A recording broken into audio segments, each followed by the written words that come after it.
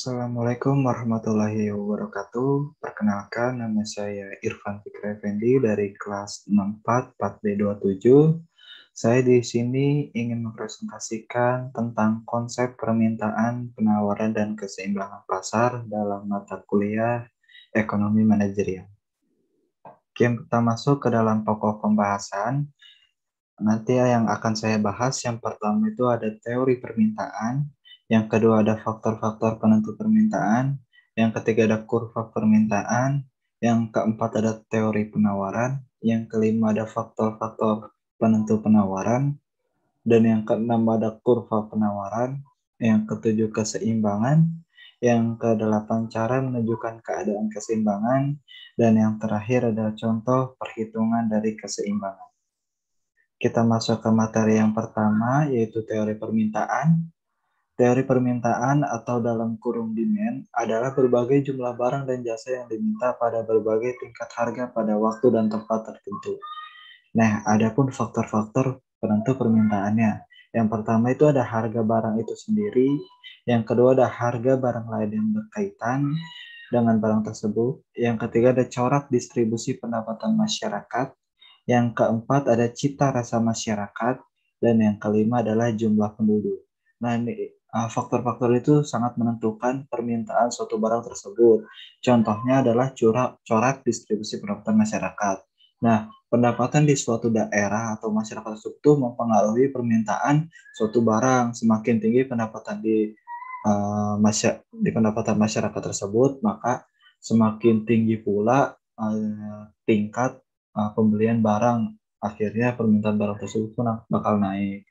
Nah, jumlah penduduk pun mempengaruhi dalam naiknya permintaan barang itu sendiri, karena semakin ramai penduduk di suatu daerah, pasti faktor belanjanya pun akan semakin meningkat, dan akhirnya permintaan barang tersebut pun bakal naik. Selanjutnya itu ada hukum permintaan. Hukum permintaan itu berbunyi seperti ini, semakin rendah tingkat harga suatu barang, akan semakin banyak barang tersebut yang diminta, dan sebaliknya semakin tinggi tingkat harga suatu barang, akan semakin sedikit permintaan barang tersebut. Nah, maksud dari ini adalah misalkan kita punya buku, misalkan kita ingin membeli buku dengan harga yang murah, maka tingkat permintaan barangnya pun akan semakin tinggi. Seperti itu. Begitupun sebaliknya, jika suatu buku itu harganya mahal, maka peminatnya pun akan sedikit.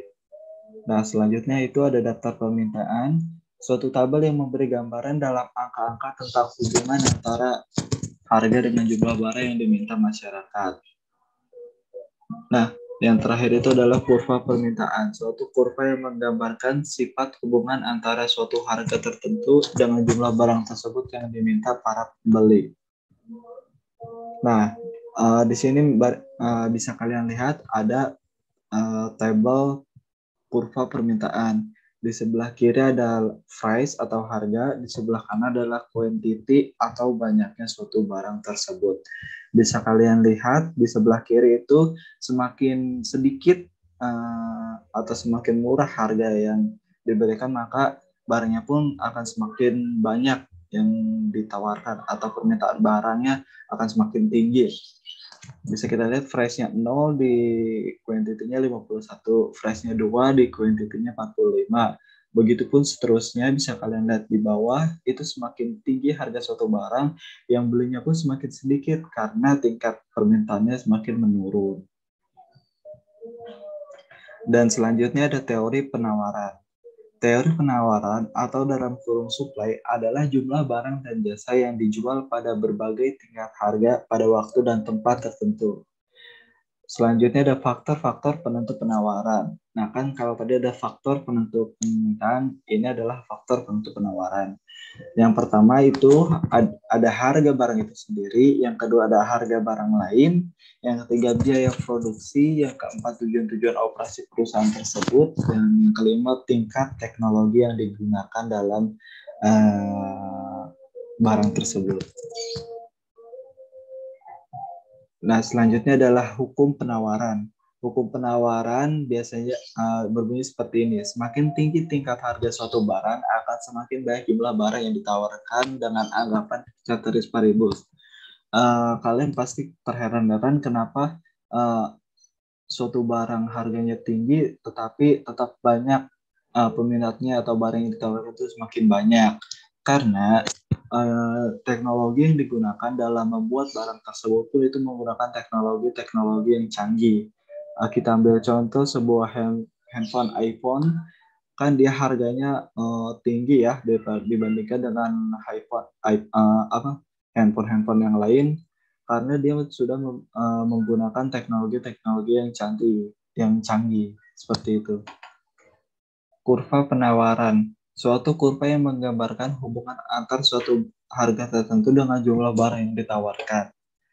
Dan selanjutnya adalah daftar penawaran, suatu tabel yang memberi gambaran dalam angka-angka tentang hubungan antara harga dengan jumlah barang yang ditawarkan.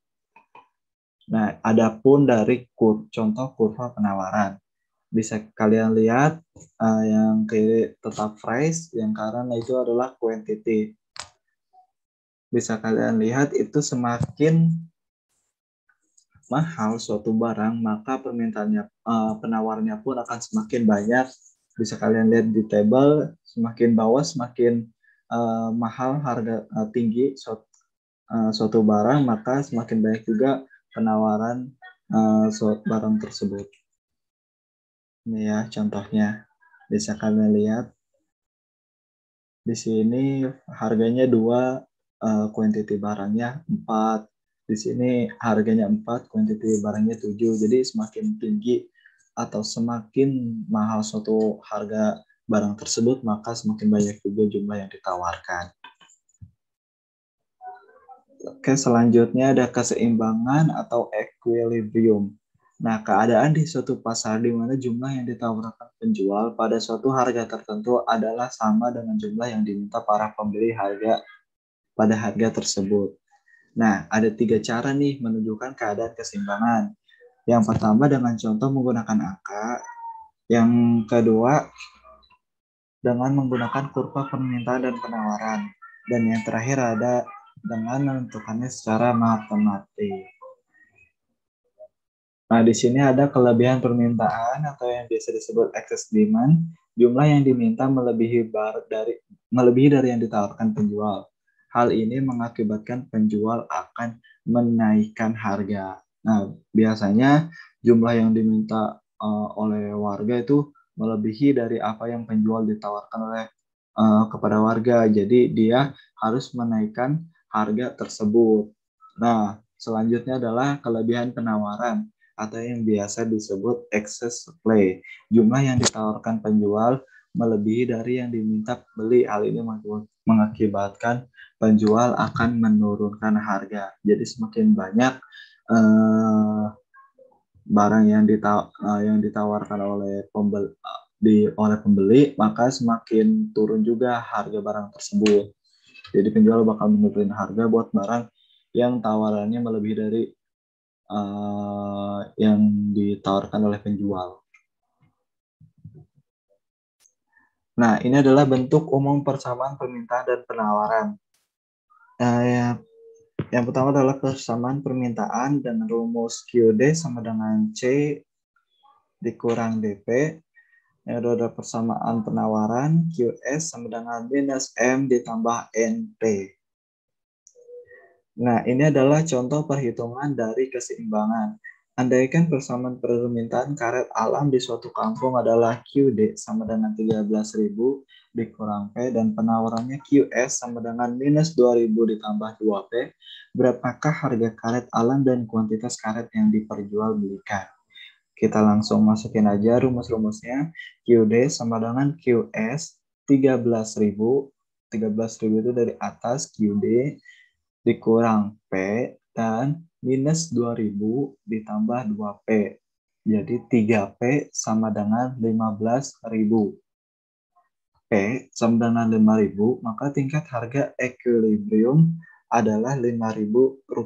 Maka QD sama dengan 13.000 dikurang 5.000 sama dengan 8.000 kg. Nah, 5.000-nya itu didapat dari 13.000 dikurang, sorry.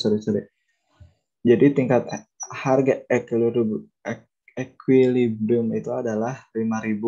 Nah, tinggal kalian masukin ke rumus di bawahnya, 13.000 dikurang 5.000 sama dengan 8.000 kilogram. Langsung selanjutnya QS sama dengan minus 2.000 ditambah 2 dalam kurung 5.000 sama dengan 8.000 kilogram. Jadi sama-sama 8.000 kilogram. Oke, terima kasih. Itu saja yang bisa saya sampaikan. Kurang lebihnya mohon maaf jika ada tutur kata salah, tolong dimaafkan. Assalamualaikum warahmatullahi wabarakatuh.